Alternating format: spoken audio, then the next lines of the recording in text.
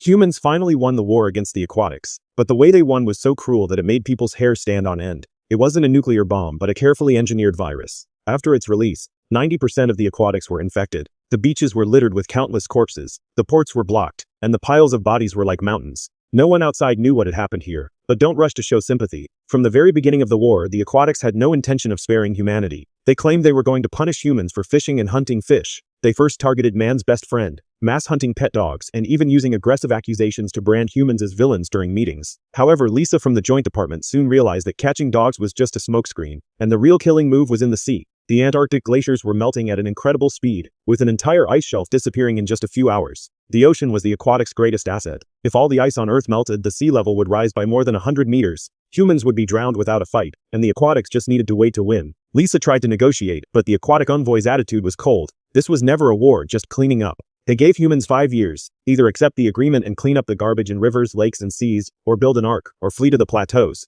5 years was too short. Humans couldn't even clean a small river. In despair, Buck became a key figure. Despite being labeled as a human traitor, he still acted secretly. Every night he pressed a button to block the surveillance, and slipped out of the room. The guards pretended not to notice. Buck went to the beach every day, took off his clothes, and called out the name of his lover, Salt. He, a human, and Salt, a fish, truly loved each other. But what he didn't know was that representatives from the US and France had installed interference devices by the sea long ago, so Salt couldn't hear him at all, and every move Buck made was under surveillance. Even the guards at the door had been bribed by the US side. After the negotiation broke down, the two countries decided to use Buck to carry out the cut-off plan. The aquatics had left behind 2 embryos that died from pollution, which then entered the laboratory of the Joint Department. The US bribed the researchers to obtain the aquatic cell tissues, and finally developed a virus capable of driving an entire race to extinction. The participants were well aware that this would be written in history as genocide. On the night of the operation, the guard swapped the food detector when delivering meals. Buck didn't notice, and fell asleep after drinking a glass of wine. The guard blocked the corridor surveillance again, and the US team rushed in.